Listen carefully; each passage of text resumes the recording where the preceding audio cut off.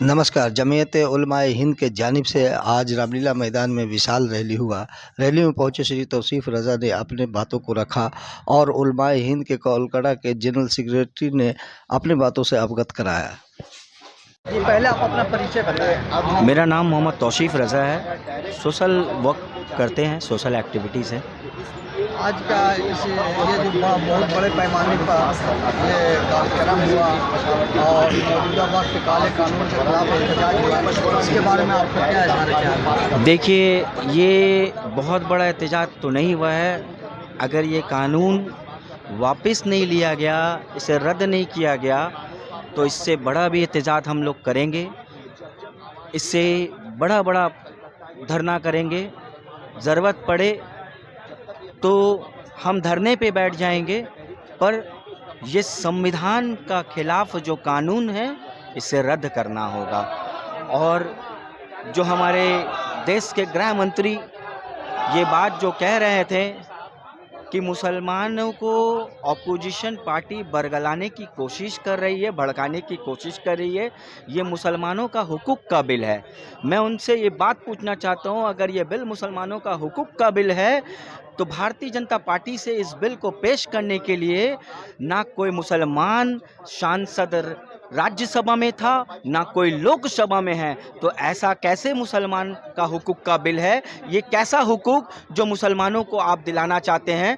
कैसा मुसलमानों का हुकूक का बिल है? मुसलमानों को ऐसा हुकूक का बिल नहीं चाहिए, क्योंकि आप ये बात अगर कह रहे हैं, इससे पहले भी ट्रिपल तलाक के मामले में एक बिल, महिला के सम्मान के लिए एक बिल पेश किया गया था कि महिला को अधिकार दिलाना है। तो मैं उनसे पूछना चाहता हूँ, भारतीय जनता पार्टी से ना कोई ऐसा महिला राज्यसभा एमपी थी, ना ऐसा कोई महिला लोकसभा एमपी सांसद में मौजूद थी जो इस बिल को पेश करे।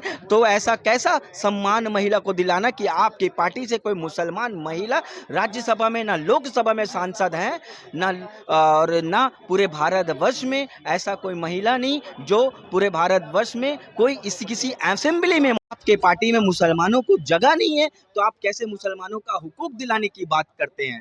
आप कौन सा रास्ता इख्तियार कर रहे हैं कि इस बिल को वापस कर दें? देखिए, हमारा शांतिपूर्ण संविधान के साथ, संविधान को लेकर, संविधान के तरीके से हम अपना हर रास्ता को अपनाएंगे। संविधान हमें जो इजाज़त देगा, संविधान हमें जिस तरीके से चलने कहता है, संविधान के तहत हम धरना करना हमारा अधिकार है, प्रोटेस्ट करना हमारा अधिकार है। हम प्रोटेस्ट करेंगे और ये बिल जब तक वापस नहीं होगा तब तक हम अपना प्रोटेस्ट जारी रखेंगे और इसी तरीके से हर जगह में हमारा प्रोग्राम चलता रहेगा। और एक बात आपको कह दे कि अभी आप कुछ दिन पहले रामनवमी गया, तो मैं आपसे ये बात पूछना चाहता हूँ, अगर आप मुसलमानों को सम्मान दिलाना चाहते हैं, मुसलमानों को अधिकार दिलाना चाहते हैं, तो क्या ये हिंदुस्तान में इसी मुल्क के मस्जिदों पे जो चढ़कर भगवा रंग का झंडा लहराया जाता है, तो ये क्या मुसलमानों के दिलों पे खंजर भोंका नहीं जाता है?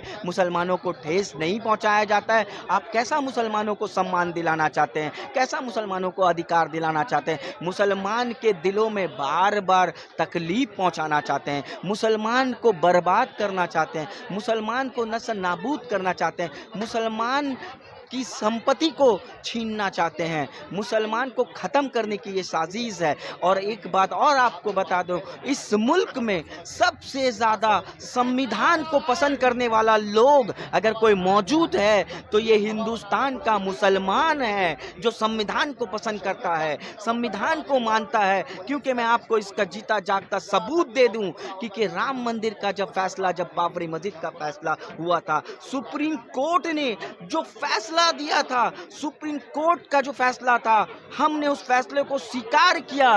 ये स्वीकार करने का वजह ये था क्योंकि हम संविधान को पसंद करते हैं। हम बाबा साहब का संविधान के आधार पे हमने सुप्रीम कोर्ट का फैसला को पसंद किया, क्योंकि हम नहीं चाहते थे कि हिंदुस्तान में वो आग लेके, हम नहीं चाहते थे हिंदुस्तान वो आग जले, हिंदुस्तान में मुसलमान अमन और शांति बनाए रखे। हमने वो सोचा था, हमने वो पैगाम दिया था, हमने भाईचारा का माहौल बनाया था, क्योंकि हम ये सोचे थे एक मस्जिद गई, चलिए कोई बात नहीं, हम हिंदुस्तान को आग से लहकने नहीं देंगे। ये हिंदुस्तान हमारा एक ऐसा मुल्क है जो सेकुलरिज्म के नाम से जाना जाता था। ये हिंदुस्तान एक ऐसा मुल्क है जो एक सेकुलरिज्म मुल्क है। ये हिंदुस्तान में 1000 नहीं, 1 नहीं, 1000 नहीं, 2000 नहीं, 1 लाख नहीं, 3 लाख नहीं, 5 लाख नहीं, 10 लाख मुसलमानों ने हिंदुस्तान को अपने खून और पसीने से सींचा है। हिंदुस्तान में शहीद हुए हैं,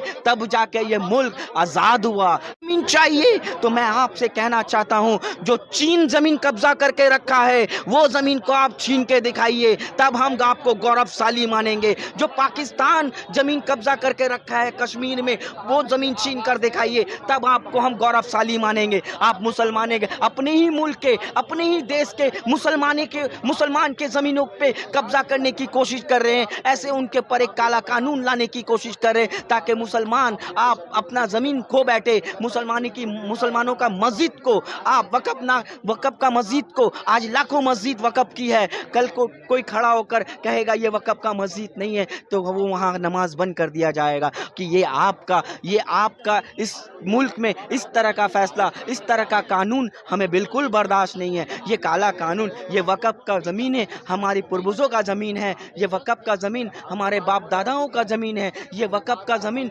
मुसलमानों का ज़मीन है। ये वक़्फ़ का ज़मीन मदरसा की ज़मीन है। ये वक़्फ़ का ज़मीन मस्जिदों की ज़मीन है। ये वक़्फ़ का ज़मीन मज़ारों का ज़मीन है। ये वक़्फ़ का ज़मीन मुसलमान हर धार्मिक स्थल पे यूज़ करने वाली ज़मीन है जो छीन कोई नहीं सकता। ये किसी की बाप की जागीर नहीं है। ये हिंदुस्तान का एक सेकुलरिज्म के तहत हम लोग अपना वक़्फ़ का ज़मीन बचाएंगे। हिंदुस्तान का एकता कायम रखते हुए हम अपना धरना प्रदर्शन जारी रखेंगे। हम इस वक़्फ़ के लिए लड़ाई करेंगे। मेरा नाम ज़िल्लुर रहमान आरिफ है। मैं जमीयत उलमा कलकत्ता का जनरल सेक्रेटरी हूँ। संदेश तो दे दिया गया है और लोगों को संदेश नहीं दिया गया है, बल्कि हुकूमत से सामने ये बताया गया है कि आप जो ये बिल लाए हैं, काला कानून लाए हैं, ये मुसलमानों को पसंद नहीं है।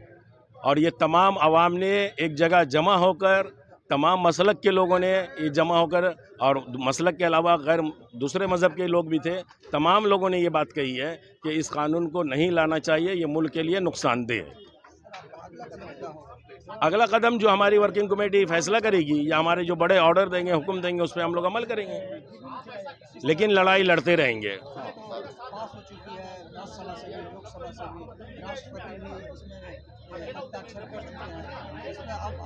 अच्छा, आप ये खुद देख लीजिए इसमें कितनी ईमानदारी है कि एक हफ्ते के अंदर अंदर दोनों तीनों जगह बिल पास हो गया, वरना एक बिल पास होता है तो दूसरी जगह जाते जाते कई महीने कई साल लग जाते हैं। इसी से तो आपको समझ में आ जा रहा है कि कितना ईमानदार है।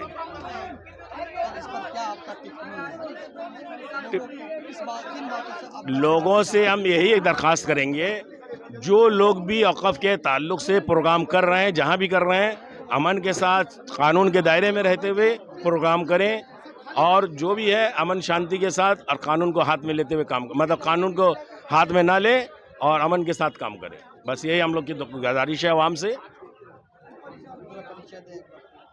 ज़िल्लुर रहमान आरिफ, जनरल सेक्रेटरी, जमीयत उलमा कलकत्ता। ठीक है।